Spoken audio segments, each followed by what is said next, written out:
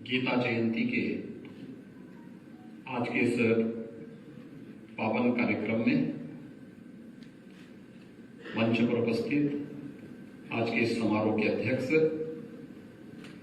मदन मोहन मालवीय प्रौद्योगिकी विश्वविद्यालय गोरखपुर के कुलपति प्रोफेसर जयप्रकाश पांडे जी, गीता प्रेस के वरिष्ठ ट्रस्टी श्री बैजनाथ जी अग्रवाल, ट्रस्टी गीता प्रेस श्री कृष्ण कुमार खेमका जी, ट्रस्टी गीता प्रेस श्री मुरली मनोहर सराफ जी, आज के इस कार्यक्रम में उपस्थित जिनके श्रीमुख से कुछ ही देर के बाद आप सबको यहां पर कथा व्यास से पावन कथा को श्रवण करने का आनंद प्राप्त होगा। स्वामी नरहरिदास जी महाराज,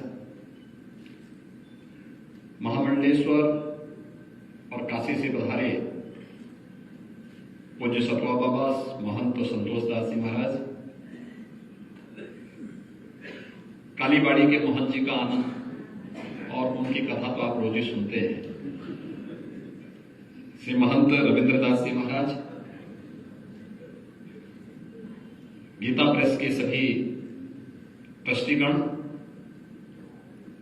और आज के इस गीता जयंती कार्यक्रम में उपस्थित महानुभाव, उपस्थित भाइयों बहनों, दुनिया के अंदर ग्रंथ तो अनेक रचे गए होंगे, लेकिन युद्ध क्षेत्र में और वह भी साक्षात भगवान के श्रीमुख से जो ग्रंथ रचा गया होगा वह वास्तव में देश काल और परिस्थिति से ऊपर उठ करके किसी व्यक्ति, किसी जाति, किसी मत, किसी मजहब, किसी क्षेत्र, किसी भाषा का न होकर के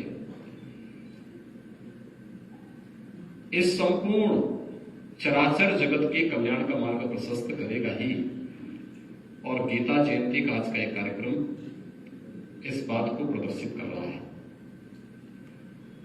आज ही के दिन मार्गशीर्ष शुक्ल पक्ष की एकादशी तिथि को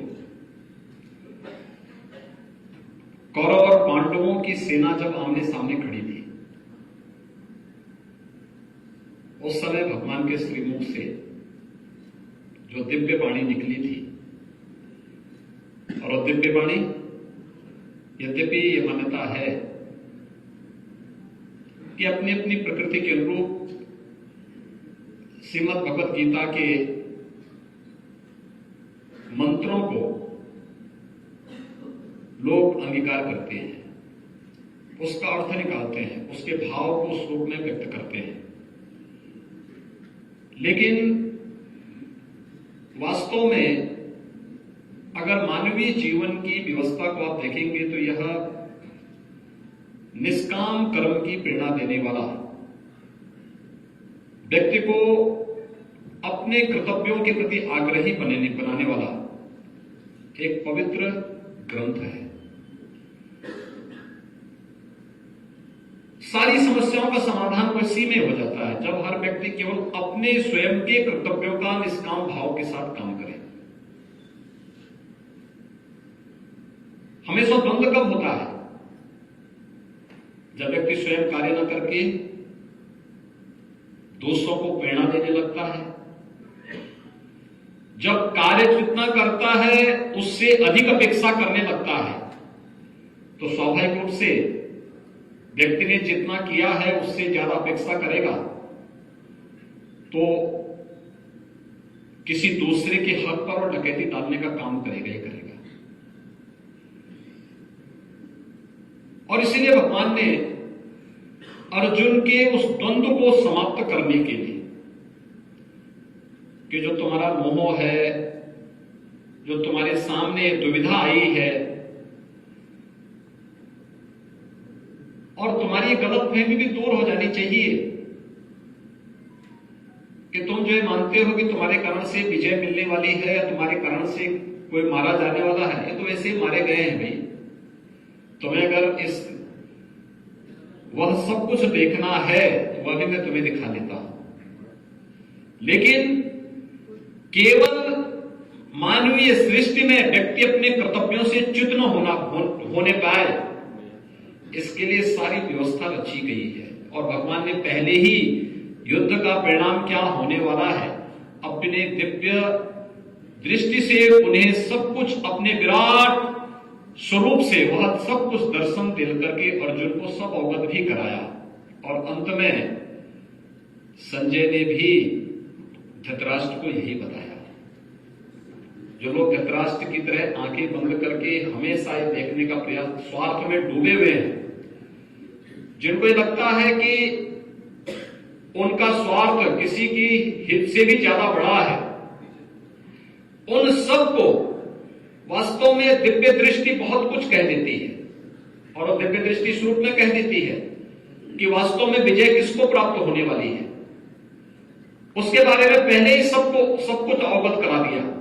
और इसलिए भाइयों बहनों, इस अवसर पर वास्तव में कर्तव्य के प्रति और वह भी निष्काम कर्म के प्रति व्यक्ति का आग्रही होना, हर व्यक्ति के द्वारा अपने अपने कर्तव्यों का ईमानदारी पूर्वक निर्वहन कर देना, हर फील्ड में जो जिस क्षेत्र में है वो अगर अपने कर्तव्यों का निर्वहन करता है तो वास्तव में वो भगवान का ही कार्य करता है। हम सब जानते हैं कि गीता जयंती का एक कार्यक्रम, और मैं इसको अद्भुत संजोग भी मानता हूं, इसलिए हम सबके सामने आ पाया क्योंकि यह वर्ष गोरखपुर की गीता प्रेस का शताब्दी वर्ष भी है। जून 2022 में देश के महामहिम राष्ट्रपति जी का स्वयं इस कार्यक्रम में आगमन हुआ था, उद्घाटन वहां से शुरू हुआ था। वर्ष भर ये कार्यक्रम चलेंगे। 1923 में गोरखपुर में गीता प्रेस की स्थापना सेठ जी ने, श्री जयदयाल गोयनका जी ने यहां स्थापित की थी। और वास्तव में इन 100 वर्षों की अपनी इस यात्रा के दौरान गीता प्रेस ने जो साहित्य के क्षेत्र में और खासतौर पर धार्मिक साहित्य के क्षेत्र में जो मानक स्थापित किए हैं वो बहुत अद्भुत है, अत्यंत अनुकरणीय और सराहनीय है। पूरी सनातन धर्म के अनुयायियों के लिए श्रद्धा के केंद्र के रूप में यह अपने आप ही उन्हें आकर्षित कर देता है।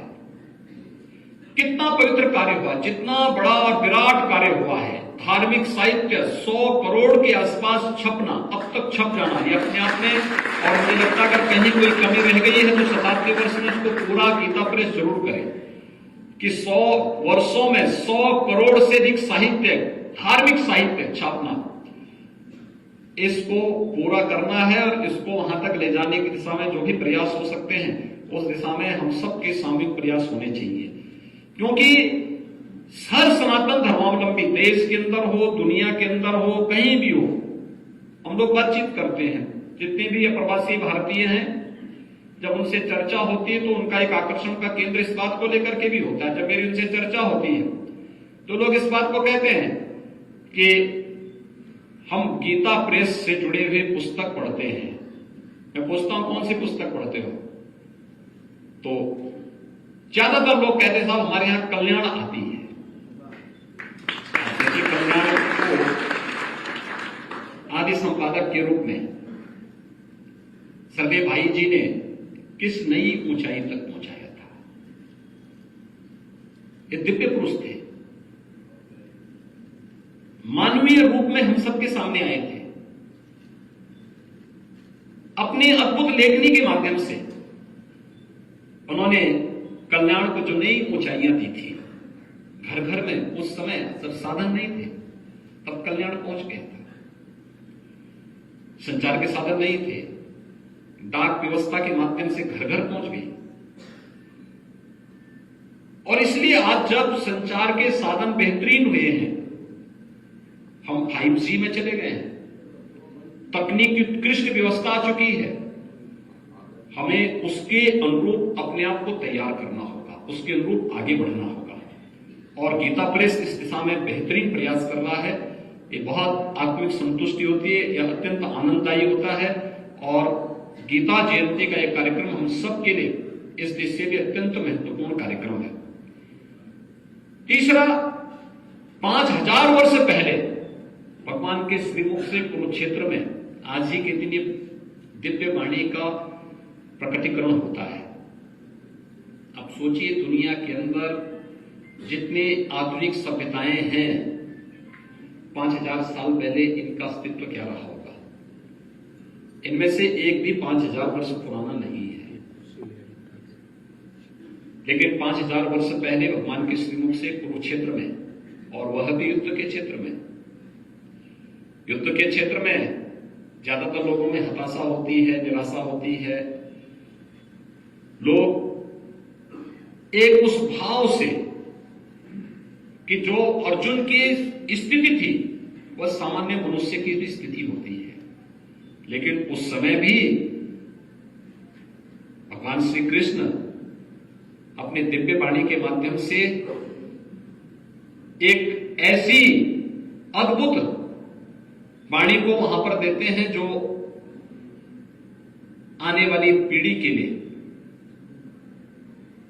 अमर वाक्य बन करके लोगों के लिए प्रेरणादायी बन सके।